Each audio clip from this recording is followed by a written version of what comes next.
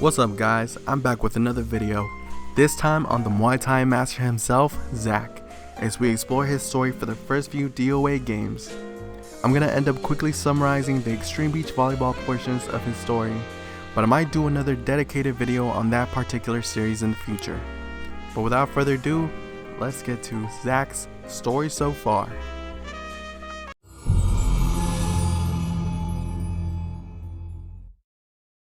Zack is a self-taught DJ who was born in the dingy slums.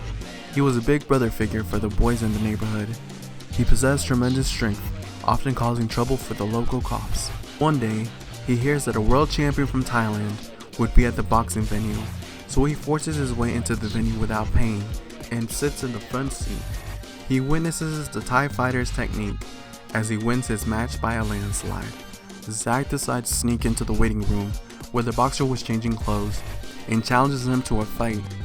Although he gets Zack really good with the elbow to the face, Zack ends up winning. This encounter sparked his interest, so he watches Muay Thai videos from that day on to develop his own style.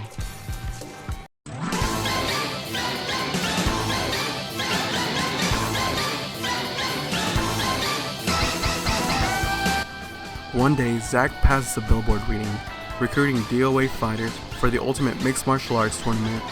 He gets intrigued by the prize money and decides to join. Once he arrives, he spots some reporters asking him interview questions. Zack tries to run off and say he has to go, but he does declare that the prize money would be his. Although he doesn't win first place, he gets far enough into the tournament to win a significant amount of money.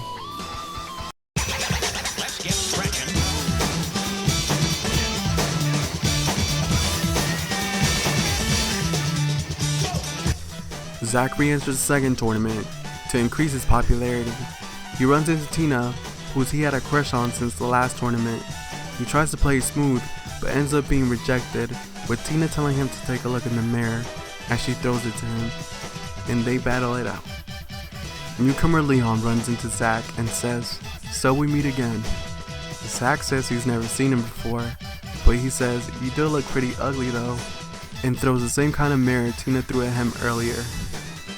His final interaction is with Tina's father Baz, who overhears Zack mentioning Tina's name, and Baz, being the overprotective father that he is, challenges Zack to a fight. Zack's DOA 2 ending is him strapping his feet to a snowboard and doing some tricks. The prize money went to him since Hayabusa left the tournament after killing Tengu.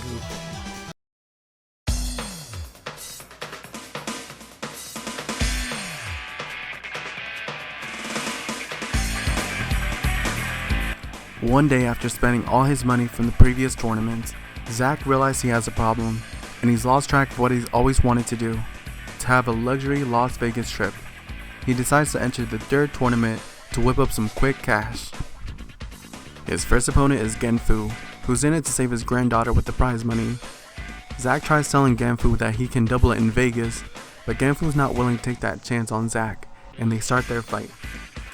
Zack once again faces Baz Armstrong, and they butt heads on who's gonna win the prize money and who's more cut out for Vegas. Ayana ends up winning the tournament, but leaves as her goal was solely to take out Genra, not winning the money, so the first place prize goes to Zack by default. His DOA 3 ending is him living up in Vegas and trying to double the prize money. A random girl at the table tops off Zack's wager with her own money, and just when we're about to see whether he wins or loses the roulette game, it ends on a cliffhanger.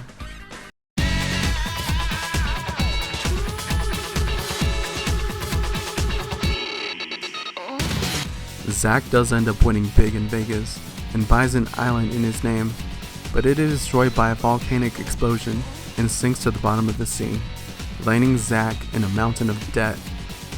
Zack chooses to focus on a new challenge in the fourth tournament, climbing all the way to the top of the DOA Tri-Tower. Zack hypes himself up climbing the towers as he faces some obstacles along the way, but unbeknownst to him, there is a war going on inside the towers between the ninjas and Doatek's forces. The towers begin exploding, shocking Zack as he bumps into the assassin, Bayman.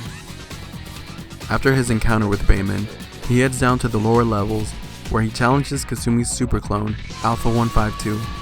A handful of challengers face Alpha, but unfortunately none of them are successful in defeating her.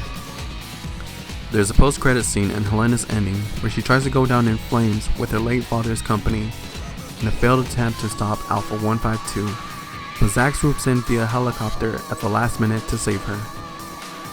In Zack's DOA 4 ending, he sets off on a treasure hunt with the girl he met on his Vegas trip, Nikki. They do find the Pharaoh's gold inside the pyramids, but end up getting into trouble after reawakening some Egyptian skeletons. With Zack's skills and Nikki's charm, the pair barely escape with their lives. However, they do make off with billions worth of gold, more than enough to pay off their debt. The couple also use the money to pull Zack Island up from the sea and rebuild it as New Zack Island. Alright guys, so that's gonna do it for part 1 of Zack's story. If you've enjoyed the video, feel free to drop a like, and if you haven't already, consider subscribing to my channel. More videos are coming out soon, but until then, I will catch you guys next time. Peace!